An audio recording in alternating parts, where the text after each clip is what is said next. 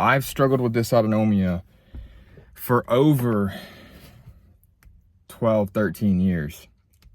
13, 14 years, maybe. 13 years. And I have realized I had a traumatic brain injury at 15, and since then I had the dysautonomia. And I didn't know what was wrong with my heart, my breathing, and all this other stuff, and I had all these problems and stuff like that throughout the years, right? I was a medic. I got COVID in 2020 and then ended up on life support. Then I was bedridden for about 3.5 years, and I only got out of a bedridden state like a year ago for the most part. And like up until like 6 to 10 months ago, I was still significantly struggling. And sometimes I do struggle still. But my main point here is brain injury. Every single person that I have ever met with dysautonomia has had a brain injury. And no one talks about this hardly. No one talks about this connection. None of my dysautonomia expert doctors where I got diagnosed at the dysautonomia clinic talked about this. They were like, whatever, this is just something that happens, you know? It is not. It is damage to the neurons. So mine is from a physical traumatic brain injury from a car accident where my skull was fractured, my brain was severely damaged, my frontal parietal, like my occipital, all of the lobes of my brain had damage, had swelling, even down into like my central brain where your breathing and everything is controlled.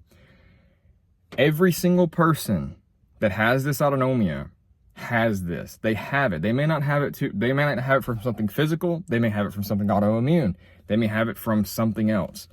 It is from a damage to those neurons. Those neurons in those areas of the brain that control the autonomic nervous system is what is causing dysautonomia. And I have found that neurotransmitters are the main thing that is causing this up and down, rifting back and forth with symptoms.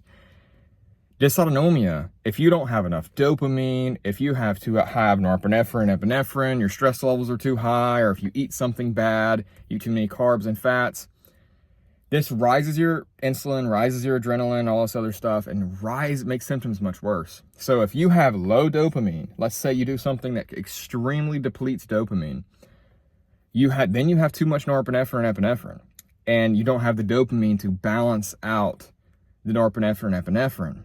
It's got all of these neurotransmitters are fluctuating. You have too much glutamate, you have too much cortisol, you have too much epinephrine, you have too much norepinephrine. And I condensed a ton of studies and I ran them through. I've done tons of literature studying and everything. I've done everything on dysautonomia. I have read possibly every single paper on dysautonomia. That's probably not true, but I've read the majority, most likely. Like, I have spent thousands of hours on it and researching it.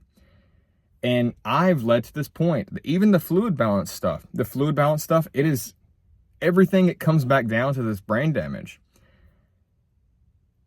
I said even the fluid, it's one of the main components. All of it is the brain damage. All of it is. Every single bit of it.